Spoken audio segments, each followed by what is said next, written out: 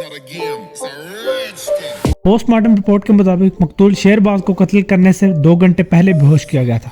इसके खून में ऐसे कीमियाई मादे पाए गए थे जिनके असरात बहुत देर तक बेहोश कर देने वाले होते हैं। रिपोर्ट के मुताबिक मकतूल की गर्दन में सुई का निशान था। मुमकिन तौर पर सिरिंज में बेहोशी की दवा डाल के गर्दन के जरिए इंजेक्ट किया गया था। एएसआई नवाब इस वक्त इंस्पेक्टर जहूर के सामने बैठा पोस्टमार्टम की रिपोर्ट की रोशनी में केस पर गुफ्तगू कर रहा था। इसने कहा, सर ऐसा लगता है कातिल एक से ज़्यादा लोग हैं। उन्होंने पहले शेरबाज को पकड़ के बेबस कर दिया था, इसके बाद बेहोशी का इंजेक्शन लगाया, फिर इसे जीप में डालकर कार्टेज नंबर 49 में लाकर कत्ल किया होगा।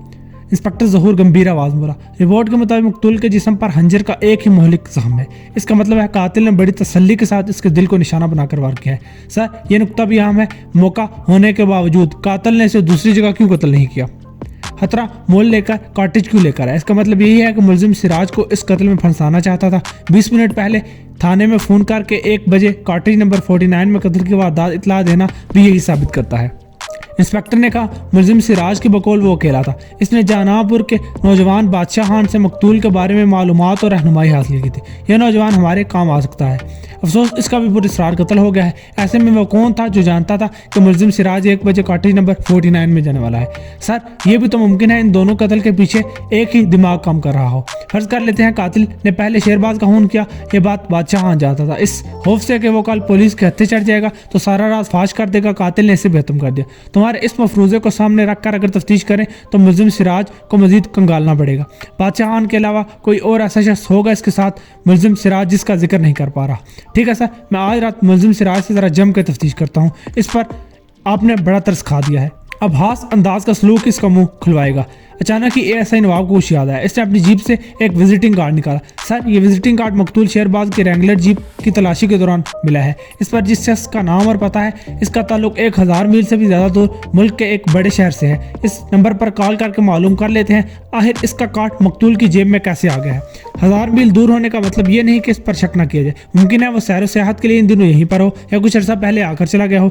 इंस्पेक्टर ने कहा और इससे कार्ड लेकर ज़रा गौर से देखा, फिर इस पर दर्ज लैंडलाइन नंबर पर अपने दफ्तर के फ़ोन से कॉल करने लगा। 3-4 बेल जाने के बाद कॉल वसूल कर ली गई। Hello, Zafar Ahmed Daudi speaking. Landline पर राब्ता हुआ तो इंस्पेक्टर को कम से कम ये पता चला कि वो शख्स इस वक्त अपने शहर में है। इसने कहा, दाऊदी साहब मैं आपके शहर से बहुत दूर शुमाली इलाके के एक पहाड़ी थाने का एसएचओ बात कर रहा हूँ। यहाँ एक कत्ल की वारदात हुई है। मकतूल की जेब में से आपका कार्ड बरामद हुआ है। क्या आप बता सकते हैं कि मकतूल शेरबाज से आपका क्या रिश्ता था?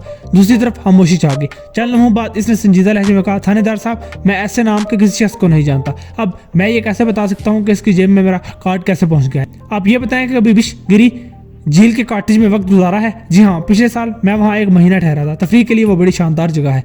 आप प्लीज़ हमारे साथ ताउन करें। याद करके बताएं कि आपने किसी को मुलाकाती कार्ड दिया था। दूसरी तरफ कुछ देर खामोशी छाई रही। एक ज़रा तवक्कुफ के बाद एक सरसराती आवाज़ सुनाई दी। देखिए इंस्पेक्टर साहब, मैं एक शरीफ कारोबारी आदमी हूँ। शहरी माहौल की हंगामा हेजी और बेसुकूनी से भाग कर हिरासा चंद दिनों के लिए किसी पुरसुकून माहौल में वक्त गुजार लेता हूँ। ऐसे में शराब शबाब से भी कुछ शुगल मिला कर लेता हूँ। ये तमहीद इसलिए बांध रहा हूँ कि मुझे याद आया है सुल्तानपुर में होटल माउंटेन व्यू में एक वेटर है। इसका नाम याकूब है। इसकी नाक तोते की चोंच की तरह लंबी और सामने से मुड़ी हुई है। वो मेरे लिए शबाब और शराब का एहतमाम किया करता था। इसकी खिदमत से खुश होकर इसे इनाम कराम के अलावा अपना कार्ड भी दिया था ताकि आइंदा इससे रब्ता करने में आसानी हो। इंस्पेक्टर जहूर को जैसे बिजली का जोर सा झटका लगा हो। इसके दिमाग में रोशनी का एक जमाका सा हुआ। शबाना ने याकूब के बारे में जिन शुबहात का इजहार किया था वो इसके दिमाग में चकराने लगे। इसने बेताबी से पूछा, क्या याकूब आपको जिजाल भी लेकर गया था? वहाँ शबाना नाम की लड़की से आपकी कुर्बत कराई थी? जी हाँ, मैं लड़की का नाम तो भूल गया हूँ। हाँ, वो बड़ी ही पुरकशिश जिस्म की मालिक की लड़की थी। वो झिझकता हुआ बोला। इसने जफर दाऊदी का शुक्रिया अदा किया। आइंदा जरूरत के मुताबिक बात करने का कहकर राब्ता मुनक़ता कर दिया। रिसीवर क्रेडिट पर रखकर गहरी नजरों से सोचते हुए एक तरफ देखने लगा। इसके चेहरे पर ख्यालात का एक जाला सा बन गया। एएसआई नवाब ने इसके चेहरे के बदलते असरात देकर पूछा, क्या हुआ सर, कोई क्लू मिल गया है क्या? जी हाँ, हम कातिल के करीब पहुंच गए हैं। माउंटेन व्यू होटल में याकूब नामी वेटर हमारा मतलब बंदा है। यह नौजवान शहाना का दलाल था। जफर दाऊदी ने इसी वजह से खुश होकर इसे अपना कार्ड भी दिया था ताकि बाद में भी ताल्लुक कायम हो सके। शेरबाज को भी इसी ने शहाना से मिलवाया था। बाद में जब शेरबाज ने शबाना से सिर्फ जिस्मानी ताल्लुकात के बजाय जज्बाती ताल्लुक कायम किया तो याकूब की ये बात पसंद आई। इसने शबाना से यह भी कह दिया कि शेरबाज से ताल्लुक तोड़ दो, मगर शबाना को शेरबाज ने अपनी मोहब्बत का यकीन दिलाया। इसी वजह से शादी करके कहीं और ले जाने का वादा भी किया। इसी वजह से शहाना ने याकूब की बात नहीं मानी। और अब ज़रा कड़ियाँ जोड़कर देखो तो सारी बात वाज़ेह हो जाती है कि याकूब ने ही शेरबाज का खून किया है ताकि शहाना इससे शादी करके हमेशा के लिए इजाज़त से ना चली जाए। ASI नवाब जोश से बोला, जी हाँ सर। याकूब ने जब देखा कि शेरबाज शहाना को लेकर इससे दूर जा रहा है, एक तरह से वो सोने का अंडा देने वाली मुर्गी हाथ से निकली जा रही है, तो इसने शेरबाज को ही रास्ते से हटाने का फैसला कर लिया। जफर दाऊदी का कार्ड इसकी जेब में मौजूद था। मकतूल शेरबाज से जोर आजमाई के दौरान जेब में से गिर पड़ा होगा। इस तरह एक और अहम सबूत हमारे हाथ लग गया। मगर यह बात गौर तलब है सर, कैसे कैसे मालूम था कि सिराज 1 बजे काटरी नंबर 49 में जाने वाला था? क्या सरदार और याकूब का आपस में कोई ताल्लुक हो सकता है? इंस्पेक्टर जहूर ने सिगरेट निकाल के ASI को भी दिया, खुद भी जलाकर इसके गहरे गहरे कश लेकर धुएं के मरगोलों पर नजरें जमाकर कहा, यह अहम नुक्ता है। मुलजिम सिराज के मुताबिक इसका मकतूल बादशाह खान के अलावा किसी और से कोई ताल्लुक नहीं। ऐसे में याकूब को इसके बारे में कैसे पता चला? इन सब का जवाब याकूब से उगलवाएंगे। तुम फौरन चंद जवान लेकर सुल्तानपुर चले जाओ, हर हाल में याकूब को पकड़ कर लाओ। इस वक्त तक मैं मुलजिम सिराज को कुछ नए पहलुओं से कंगालता हूँ, अब इस पर थोड़ी सख्ती करनी पड़ेगी। रात आधी से ज्यादा गुजर चुकी थी, हर सू सुकूत था, तारीकी थी। थाने के इस नेम रोशन कमरे में माहौल बड़ा हैबतनाक था। बद रंग दीवारों से वहशत टपक रही थी। ऐसे वक्त 2 सिपाही सिराज को धक्के देते हुए एक टार्च सेल में ले आए। अंदर दाखिल होकर कमरे के माहौल को समझकर इसकी रूह फना हो गई। वो शदीद घबराहट से थर-थर कांपने लगा। कमरे में दाखिल होते तक वो मज़ाहमत भी कर रहा था, फरियादे भी कर रहा था। इस टार्च सेल की ऐसी हैबत तारी हुई कि गोया इससे सांप सूंघ गया हो। इसी वक्त कमरे का दरवाजा खोलकर इंस्पेक्टर ज़हूर अंदर दाखिल हुआ। सिराज के सामने जाकर सर लहजे में कहा, तुम्हारे साथ बहुत नरमी से पेश आता रहा हूँ, इसी वजह से तुमने बहुत सी बातें हमें नहीं बताई। अब तुम्हारे साथ इस छत से लटके गए मुलजिम जैसा सलूक किया जाएगा। वो खिलाते हुए गिड़गिड़ाया, खुदा के लिए मुझ पर तरस खाएं, मैं बेकसूर हूँ, शेरबाज को मैंने कत्ल नहीं किया। इंस्पेक्टर ज़हूर ने पूरी ताकत के साथ इसके गाल पर तमाचा मारा। चटाख की आवाज के साथ वो लड़खड़ाता हुआ पीछे जाकर एक लोहे की कुर्सी से टकराया और इसे लेता हुआ फर्श पर गिर पड़ा। फर्श की गलाजत में इसके कपड़े लथपथ हो गए। इंस्पेक्टर ज़हूर गरजते हुए बोला, ये ड्रामा बंद करो, जो पूछता हूँ इसका दुरुस्त जवाब दो। सिराज की हिम्मत जवाब दे गई। वो फरियादी लहजे में बोला, मेरी तौबा, मेरे बाप की तौबा, मैं सब कुछ बता दूंगा, खुदा के लिए मुझे यहाँ से बाहर निकालें। इंस्पेक्टर ज़हूर ने इशारा किया। एक सिपाही ने इसे पकड़कर उठाया और लोहे की कुर्सी पर बिठा दिया। तुमने अभी तक यही कहा है कि वारदात की रात तुम अकेले थे। हमें ऐसे शाहिद मिले हैं कि जिनसे साबित होता है कि तुम्हारे साथ कोई और भी था। कौन था वो? सिराज टूट फूट का शिकार हो चुका था, इसका दम हम जवाब दे चुका था। जावेद को मजीद पोशीदा रखने की अब इसमें ताकत नहीं थी। इसने मुल्तजी अंदाज में कहा, थानेदार साहब मुझे माफ कर दे, मैंने अपने दोस्त जावेद का नाम छुपाया था। इस रात हम दोनों शेरबाज के कॉटेज में गए थे। वो बाहर बैठकर मुझे कवर फ्राहम कर रहा था। अचानक पुलिस आ गई तो उसके बाद से वो गायब हो गया। तुमने पहले ही हमें क्यों नहीं बताया? इंस्पेक्टर ने दरअसल लहजे में कहा, मुझे उम्मीद थी कि वो आजाद रहकर मेरी रिहाई की कोशिशें करेगा। इसने मुझे पैगाम भी भेजा था कि वो शहर जाकर तगड़ा वकील करेगा। इसका कोई राब्ता नंबर है तुम्हारे पास? मेरा मोबाइल तो आपके पास है, इसमें जावेद का नंबर है, वो मैं देख लूंगा। तुम ये बताओ, मकतूल शेरबाज ताजर नहीं था, एक स्मगलर था, एक डाकू था, तुमने ये बात क्यों छुपाई? सर आपने इसके हवाले से पूछा नहीं था, वो कमबख्त बदकुमाश ही था, तभी तो मेरी बीवी की बरहना तस्वीर खींचकर अपने दोस्त को ब्लैकमेल कर रहा था। हमें इसके कमरे में कोई ऐसी USB नहीं मिली, इसका मोबाइल भी गायब है, इसलिए अभी तक ये बात साबित नहीं हुई कि वो वाकई तुम्हें ब्लैकमेल कर रहा था। टूट फूट कर भी सिराज का हौसला नहीं था कि वो इस तरह से पर्दा उठाता कि बात ब्लैकमेलिंग की नहीं, उन्होंने शेरबाज के साथ मिलकर बैंक डकैती की वारदात की थी। वो मिनमिनाया, सर आप मुझ पर यकीन कर लें, मैं और जावेद हरगिज़ इस टाइप के नौजवान नहीं हैं कि किसी इंसान का खून करें। हम तो बस इसकी गैर मौजूदगी में कॉटेज में ब्लैकमेलिंग का मवाद चुराने की नीयत से गए थे। इसका भी पता चल जाएगा। क्या तुम होटल माउंटेन व्यू के वेटर याकूब को जानते हो? नहीं सर, ये कौन है? सुल्तानपुर के होटल माउंटेन व्यू का एक वेटर है। इसकी नाक तोते की चोंच जैसी लंबी और सामने से मुड़ी हुई है। सिराज को एकदम याद आया, 2 दिन पहले जब वो पहली बार इस होटल में आए थे तो जावेद का इंतजार करते हुए तब तोते जैसी लंबी नाक वाला वेटर इसे चाय पेश करने के लिए आया था। बाद में जब जावेद के साथ शेरबाज के सिलसिले में गुफ्तगू कर रहा था तब भी वो इनकी मेज़ के आसपास मुंडलाता रहा था। टेबल साफ करने के बहाने इनकी गुफ्तगू सुनने की कोशिश करता रहा। इस पर सिराज ने इसे झाड़ पिलाई थी। ये सब याद आया तो इसने इंस्पेक्टर ज़हूर को याकूब के बारे में जितना जानता था वो बता दिया। इंस्पेक्टर ज़हूर ने अपने सिपाहियों को हुक्म दिया कि इसे वापस हवालात में बंद कर दो। बहुत बारी बारी कदमों से चलता हुआ अपने कमरे में आया। अब इसकी मुश्तबा अफराद की फहरिस्त में जावेद का नाम भी शामिल हो गया था। इससे बढ़कर याकूब नामी वेटर बहुत अहमियत इख्तियार कर गया था। शक्ल-ओ-शुबे के सारे इशारे इसी की तरफ जाते थे। ASI नवाब और चंद जवान सुल्तानपुर से इसे पकड़ने के लिए गए थे। ASI नवाब और इसके 2 जवान सुल्तानपुर के होटल माउंटेन व्यू में दाखिल हुए तो रात के 10 बज रहे थे। वो इस वक्त सादा कपड़ों में थे। एक मेज़ के गिर्द बैठकर उन्होंने खाने का ऑर्डर नोट कराया। जहानापुर से जब वो रवाना हुए तो रात के 8 बज रहे थे। उन्होंने बगैर कुछ खाए सफ़र किया ताकि होटल माउंटेन व्यू में खाने के बहाने कुछ वक्त गुजार सके। इस तरह वेटर याकूब को अच्छी तरह छान फटक कर इस पर हाथ डाल सकेंगे। वैसे इसकी शनाख्त के लिए तोते जैसी नाक की सबसे नुमायां अलामत थी। खाना टेबल पर चुनने तक वो तीनों गौर से होटल के बैरों को देखते रहे। रात के इस पहर होटल के डाइनिंग हॉल में कम मेहमान थे। जो वेटर इन्हें खाना पेश कर रहे थे वो याकूब जैसी शक्ल शुबाहत के नहीं थे। वेटरान खाना लगाकर चले गए। वो आहिस्ता आहिस्ता खाते रहे, साथ ही गहरी गहरी नजरों से होटल का इजाज़ा लेते रहे। खाना खत्म करके उन्हें अपनी खोज में नाकामी का सामना करना पड़ा। उन्होंने कुछ मजीद वक्त गुजारने के लिए चाय का ऑर्डर भी दिया। चुस्की चुस्की चाय खत्म की, तब तक भी गोहरे मकसूद हाथ ना आया। अब एएसआई नवाब ने बराह रास्त इसके बारे में पूछने का फैसला किया। काउंटर पर खाने की अदायगी करते हुए इसने कहा, हमारा ताल्लुक जजाल से है। इस होटल का बहरा याकूब हमारी जान पहचान का है, वो नजर नहीं आ रहा, जरा इसे बुला दे, एक जरूरी काम है। काउंटर पर बैठे नौजवान ने कहा, याकूब कल से गया हुआ है, आज सुबह उसे काम पर वापस आना था मगर अभी तक नहीं आया है। क्या आप बता सकते हैं वो किधर गया है? जजाल का ही बता कर गया था, अब कहीं और चला गया है तो क्या कह सकता हूँ, नौजवान ने कंधे उचकाते हुए कहा।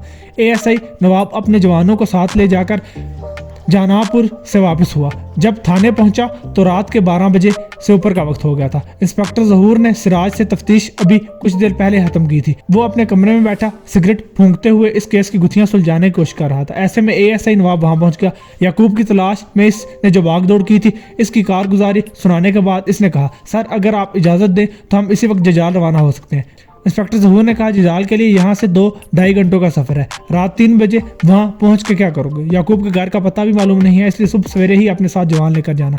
सर जजाल में वो लड़की शबाना हमारी मदद कर सकती है, बेहतर है पहले इसी के पास जाओ, इससे याकूब के बारे में मालूमात हासिल करो, फिर इसके ठिकाने पर छापा मारो। अभी जाके सो जाओ ताकि दिन को ताज़ा दम होकर कार्रवाई कर सको। मैं भी सोने के लिए जाता हूँ, मुझे भी कल बादशाह खान के कत्ल के हवाले से इस मोहल्ले में पूछगिछ करनी है। इंस्पेक्टर ज़हूर थाने के साथ अपने सरकारी क्वार्टर की तरफ चला गया। एएसआई नवाब थाने में ही एक कमरे में जाकर लेट गया। सुबह सवेरे वो जजाल के लिए रवाना हो गए। 2 घंटे में वहां पहुंच गए। जजाल में कोई पुलिस थाना नहीं था। टिम्बर माफिया की रोकथाम के लिए महकमा जंगलात के अमले के साथ मिलकर 2 पुलिस जवान जंगल के रास्ते ड्यूटी देते थे। जजाल पहुंचकर एएसआई नवाब पूछता पाछता सीधा शबाना के मकाम पर चला गया। इसके दरवाजे पर बड़ा सा ताला देखकर इससे मायूसी हुई। करीब ही इसे एक मकान का दरवाजा खटखटाया। एक दरमियानी उम्र की औरत ने दरवाजा से झांका। पुलिस को देखकर एक जरा से घबरा गई। एएसआई नवाब ने नरम से लहजे में इससे शबाना के बारे में पूछा। इस औरत ने कहा, थानेदार साहब कल रात से इसका दरवाजा बंद है, कहाँ गई है ये मुझे मालूम नहीं, यहाँ जजाल में इसके रिश्तेदार होंगे, इनका पता समझा दे। अरे थानेदार साहब, वो जिस किरदार की औरत है, कौन ऐसे में इसका रिश्तेदार होने का इकरार कर सकता है? वैसे यहाँ से मगरब की तरफ 2 बस्तियां छोड़ के इसका मामू रहता है, शायद अपनी बूढ़ी माँ को लेकर वहां चली गई हो। अच्छा बहन जी, जजाल का एक नौजवान है याकूब, इसे जानती हो? औरत आंखें पटपटाकर गौर से बोली। अच्छा वो कल मुहा, इस बेगैरत को कौन नहीं जानता? जुबान से खुद को शबाना का भाई कहता है और अपनी बहन के लिए शहर से गैर मर्दों को लेकर आता है। इसकी कमाई पर दोनों ऐश करते हैं। इस मोए हरामखोर के चेहरे से नौसत यूं ही नहीं टपकती। इसका मकान किधर है, क्या तुम्हें मालूम है? औरत के जज्बात को नजरअंदाज करके इसने इससे पूछा। इस बस्ती के आर में नहर की दूसरी तरफ इसका छोटा सा मकान है, इसमें वो अकेला रहता है। अक्सर तो शहर में होता है, क्या पता अपने मकान में हो ना हो। तुम जरा रुको, मैं अंदर से जाकर अपने बच्चे को बुलाती हूँ, वो तुम्हें इस मकान तक छोड़ आएगा। जरा देर बाद एक 12-14 साल बच्चे के साथ एएसआई नवाब और इसके जवान नहर की जानिब चल पड़े। 8-10 मिनटों में वे नहर पर मौजूद एक छोटी सी पुलिया पार करके दूसरी तरफ आए। साथ ही एक कच्चा मकान बना हुआ था। बच्चे ने मकान की तरफ इशारा करके बता दिया कि याकूब इसी मकान में रहता है। एएसआई नवाब ने बच्चे को 100 रुपए का एक नोट निकाल कर दिया। बच्चा खुश होकर भागता हुआ वापस चला गया। वो अपने जवान को लेकर इस छोटे से मकान के दरवाजे पर आ गया। इस मकान के आसपास चंद दरख्त थे। तकरीबन 15-20 गज के फासले पर एक दूसरा मकान भी था जो कि पक्का और बड़ा था। एएसआई नवाब ने याकूब के दरवाजे पर दस्तक दी। जरा तवक्कुफ के बाद दरवाजा जोर से बजाया। दोनों मरतबा जवाब नदारद। एएसआई नवाब ने अब दरवाजा अंदर की तरफ धकेला। दरवाजा खुलता चला गया। अंदर छोटा सा सहन था। इसके आहर में सिर्फ एक ही कमरा था। कमरे का दरवाजा आध खुला हुआ था। दबे कदमों उन्होंने सहन पार किया। कमरे के दरवाजे के पास आके अंदर झांका। तारीकी में इन्हें किसी गैर मामूली बात का शक हुआ। इसने धड़ाके से पूरा दरवाजा खोल दिया। बाहर से दिन की रोशनी अंदर आ गई। इसके साथ एएसआई नवाब उछल पड़ा। छोटे से कमरे के फर्श पर पुराना सा कालीन था। इस पर एक शख्स आड़ा तिरछा लेटा हुआ था। इसके आसपास फर्श पर खून फैला हुआ था। एएसआई नवाब तेजी से अंदर आया। फर्श पर खून में लथपथ शख्स को सीधा किया गया। इसका चेहरा खून से तर था। खून खुश्क हो गया था। इस मकतूल की लंबी सी नाक चीख चीख कर ऐलान कर रही थी कि इसका मतलूबा बंदा याकूब यही है। चेहरे पर से फिसलती हुई इसकी नजरें मकतूल के सीने पर जम गई। इसके सीने में भी एक खंजर दस्ते तक दंसा हुआ था। एएसआई नवाब को एकदम कार्टेज नंबर 49 का मंजर याद आ गया। शेरबाज के सीने में भी इसी तरह का खंजर दस्ते तक उतार के कत्ल किया गया था। इसके तजर्बाकार नजरों ने भांप लिया था कि वारदात को 10-12 घंटे गुजर चुके हैं। इसने तायराना नजरों से कमरे का जायजा लिया। अचानक ही इसकी निगाहें एक चीज पर अटक गईं। लाश से चंद फुट दूर हरी कांच की टूटी हुई चूड़ियां पड़ी थी। इसने करीब जाकर गौर से देखा। चूड़ी पर हल्का सा खून लगा हुआ था। इसका दिमाग बहुत तेजी से चल रहा था। कड़ियां जोड़ रहा था। 2 दिनों के अंदर 3 कत्ल हो चुके थे। ताज्जुब की बात यह थी कि तीनों मकतूलीन का एक ही केस से नाम जुड़ा हुआ था। इन सब में आलाए कत्ल के तौर पर खंजर का इस्तेमाल होना था। बज़ाहिर तीनों अफराद का कत्ल किसी ऐसी साजिश का नतीजा लग रहा था जिसके पीछे किसी एक फर्द का दिमाग काम कर रहा था। वो कौन था या कौन थी? शबाना बहुत अफसरदा दिल और दिल गिरफ्तार रहने लगी थी। जिस शख्स ने इसे औरत की कदरों मंजिलत से आशना किया था, किसी ने इसे बेदर्दी से कत्ल कर दिया था। इंस्पेक्टर ज़हूर से हुई बातचीत के दौरान याकूब मुश्तबा शख्स की हैसियत से सामने आया था। थाने से वापस आकर सारा वक्त वो पीछे-ताप खाती रही। जिंदगी की पाकीज़ा मुसर्रतों से महरूम कर देने वाली याकूब को वो दुआएं देती रही। बहुत देर सोचने के बाद इसने फैसला किया कि याकूब से बात करेगी। क्या पता इसके बारे में दोशुबा हो, वो गलत हो, शेरबाज का कत्ल किसी और ने किया हो। ये सोचकर शाम के वक्त वो याकूब के मकान की तरफ गई। इसे मालूम था कि आज याकूब जजाल गया हुआ है। इत्तेफाक से वो अपने मकान में मौजूद था। वो कुछ परेशान दिखाई दे रहा था। शबाना को देखकर थोड़ा और बेचैन हो गया। याकूब क्या बात है, कुछ परेशान लग रही हो? इसने चुपते हुए लहजे में पूछा। नहीं तो बस होटल के साथी बैरे के साथ किसी बात पर झगड़ा हुआ। तुम सुनाओ, क्यों आई हो? जनापुर के थानेदार ने मुझे बुलाया था। वो इसकी आंखों में आंखें झांकते हुए बोली। शेरबाज के कत्ल के बारे में पूछताछ कर रहा था। वो चौंक उठा। बेचैनी से पहले बदलते हुए बोला, अच्छा, क्या तुम पर शक का इजहार कर रहा था? वो थानेदार, जाहिर है पुलिस की तफ्तीश शक से ही शुरू होती है। वो मुझसे पूछ रहा था कि क्या कोई ऐसा शख्स है जिसे शेरबाज का मेरे पास आना पसंद नहीं था। मैंने बता दिया। क्या बताया? इसने चौंक कर बेताबी से पूछा। वही जो सच है, इसने बेनियाजी से कहा। ऐसा कोई शख्स है ही नहीं जो मुझसे दिल लगी रखता हो सिवाय शेरबाज के। मैंने थानेदार को यही बताया। याकूब के चेहरे पर इत्मीनान सा फैल गया। शबाना इसके चेहरे के बदलते हुए तासुरात को बहुत गौर से देख रही थी। इसने टटोलते हुए लहजे में कहा, याकूब, क्या ये सच नहीं कि तुम इससे नफरत करते थे? शेरबाज की मेरे साथ बढ़ती हुई कुर्बत और मुझसे शादी करने की इसकी नीयत से तुम बहुत नाराज थे। अगर पुलिस किसी ऐसे शख्स को तलाश कर रही है तो क्या वो तुम नहीं हो सकते? वो उछल पड़ा, एकदम मुश्तिल होकर बोला, ये तुम क्या कह रही हो? शबाना, मुझे क्यों इस मामले में घसीट रही हो? हाँ, ये सच है कि इसके तुमसे शादी करने के इरादे पर मुझे इतराज था, लेकिन इसका हरगिज ये मतलब नहीं था कि इस पर मैंने इसे कत्ल कर दिया हो। मैं नहीं जानती कि तुमने ऐसा किया है या नहीं। वो एक गहरी सांस लेकर संजीदगी से बोली। लेकिन थानेदार साहब की इस बात ने मेरे अंदर शुबा पैदा किया है और मैंने तुम्हारा नाम ले लिया है। पुलिस बहुत जल्द तुमसे इसके हवाले से पूछगिछ करेगी। याकूब एक झटके से उठ खड़ा हुआ, गुस्से से चिल्लाते हुए बोला, क्या बकवास कर रही है? मेरा नाम क्यों लिया है तूने कमीनी? अगर तुमने कुछ नहीं किया तो डरने की क्या बात है? वो शान से बोली, जिस तरह मुझसे पूछगिछ करने के बाद छोड़ दिया है तुम्हें भी छोड़ देगी? नहीं छोड़ेगी। वो इधर उधर टहलते हुए बोला। इसके चेहरे पर जल्जले के असरात नमूदार हुए। वो कपकपाती आवाज में बोला, तुमने अपने जिस्म का चारा पेश करके खुद को तो छुड़ा लिया, अब पुलिस को पागल कुत्तों की तरह मेरे पीछे लगा दिया है। जी चाहता है तुम्हारा गला दबाकर इसी जगह काट दूं। हाँ, दबा दो गला, मुझे भी मार डालो। वो इस चिड़ियाई अंदाज में चिल्लाकर बोली, शेरबाज मुझे एक बीवी की खुशियां देना चाहता था, तुमने ये बर्दाश्त ना किया, लालच की वजह से इसे रास्ते से हटा दिया। अब तुम्हारे मुंह को खून लग चुका है, मुझे भी कत्ल कर दो, शायद मेरा गुनाह धुल जाएगा। वो हाथों में मुझ पाकर फूट फूट कर रोने लगी। मैं कहता हूँ चुप हो जाओ कमीनी, इसने दहाड़ते हुए कहा। अपने उस यार के कत्ल में मुझे फंसा के तुमने अच्छा नहीं किया। इसने गुस्से से बेकाबू होकर शहाना को बालू से पकड़कर जोर से धक्का दिया। वो बैठी हुई थी, झटके से एक दीवार के साथ इसका सर टकरा गया। बेहतियार एक चीज इसके मुंह से निकली। याकूब ने इस पर बस नहीं किया, बड़ी बेदर्दी से इसके पेट पे ठोकर मारी। वो दर्द से चिल्लाते हुए तड़पने लगी। याकूब पर एक तरह से जुनून तारी हो गया। वो इसके बाल पकड़कर झंझूरते हुए चीख कर बोला, तुमने मुझ पर सिर्फ शक किया तो मैं तुम्हें सच बताता हूँ जलील औरत, सुन लो कि मैंने ही तुम्हारे इस यार को कत्ल किया है। तुमने पुलिस को मेरे पीछे लगा दिया है। अब जब पुलिस से जान बचाकर भागना है तो तुम्हें भी मारकर यहाँ से बहुत दूर चला जाऊंगा। इसने शहाना का सर एक बार फिर जोर से दीवार से टकरा दिया। इसकी आंखों के आगे अंधेरा छा गया। वो चकरा के दीवार के साथ फर्श पर गिर पड़ी। याकूब ने झपट कर इसकी गर्दन पकड़ ली और जोर से दबाना शुरू कर दिया। शबाना पहले ही सर की चोट से बेदम हुई जा रही थी। याकूब की इस गर्दन दबाने पर मुजाहमत की जरा सी रमक भी इसके अंदर नहीं बची थी। इसका दम उठ रहा था, हुआस इसका साथ छोड़ रहे थे। किसी भी दम वो बेदम होने वाली थी। ऐसी ही वक्त अनहोनी होगी। अचानक धड़ाके से दरवाजा खुल गया। अपना चेहरा छुपाए एक शख्स अंदर आया। अपने हाथ में पकड़े मोटे डंडे से पूरी ताकत से याकूब के सर पर वार किया। एक दर्दनाक चीख निकली और इसके हाथ शबाना की गर्दन से लाग हो गए। वह शबाना के पहलू में एक तरफ लुढ़क गया। शबाना के डूबते हवास ने बस इतना महसूस किया कि इसके बाद वो भी बेहोश हो गई थी। जब इसे दोबारा होश आया तो कमरे में गुप्त अंधेरा था। दरवाजे की दर्ज में से हल्की सी रोशनी की लकीर अंदर आ रही थी, जो रोशनी नहीं कर रही थी, बस ये ऐलान कर रही थी कि बाहर रात है और कोई बल्ब रोशन है। इसका सर अभी तक चकरा रहा था। वो हाथ पांव के बल उठ खड़ी हुई, अंधेरे में अंदाजे से कदम उठाती रोशनी की लकीर तक गई। हाथ आगे बढ़ाकर टटोल कर दरवाजा खोल दिया। इस तरह बाहर बरामदे में जलते बल्ब की रोशनी कमरे में फैल गई। इसने पलट कर देखा, इसके साथ ही इसके दिमाग पर किसी ने जैसे बम गिरा दिया हो। वो शदीद हैरत और खौफ से कमरे का मंजर देखने लगी। बाहर से अंदर आती रोशनी में से चंद कदम के फासले पर ऊंधे मुंह लेटा एक शख्स नजर आया। इसके आसपास बहुत सा खून फैला हुआ था। वो सहमी नजरों से देखती हुई इसके करीब गई। अपने पाँव की मदद से सीधा किया। दूसरे लम्हे वो बुरी तरह उछल पड़ी। वो याकूब था। इसका चेहरा खून में लुटा हुआ था। इससे भी बढ़कर होलनाक बात यह थी कि इसके सीने में एक खंजर पैवस्त था। शबाना ने बेहोश होने से पहले इतना महसूस किया था कि किसी ने याकूब को बहुत जोर से डंडा मारा हो। अब इसके सीने में दस्ते तक खंजर देखकर इसके होश एक बार फिर उड़ गए। वो चकरा कर याकूब की लाश के करीब ही गिर पड़ी। इस बार मगर वो जल्द ही संभलने में कामयाब हो गए। डरते डरते याकूब की लाश पर एक अचटती सी निगाह डालती हुई कमरे से बाहर निकल गई। खौफ के बावजूद इसने अपने हवास मुंतशिर नहीं होने दिए। दरवाजा बंद करके तेजी से मकान से बाहर आई। ये अच्छा हुआ था कि बाहर तारीकी छाई हुई थी। याकूब का मकान भी जरा अलग थलग था। वो अंधेरे का फायदा उठाकर मकान से तेजी से निकलती हुई अपने घर की तरफ आई। इसके दिमाग में खौफ ने ऐसे पंजे गाड़ दिए थे कि इसे लग रहा था कि यहाँ रही तो कत्ल का इल्जाम इस पर लग जाएगा और पुलिस इसे पकड़ने के लिए इसके घर के बाहर आ खड़ी होगी। अब इसके जहन में जाए पनाह के तौर पर मगरब की तरफ 2 बस्तियां छोड़ के मामू का घर था। वो अपनी बूढ़ी माँ को लेकर रात ही वहां जाने का फैसला कर चुकी थी।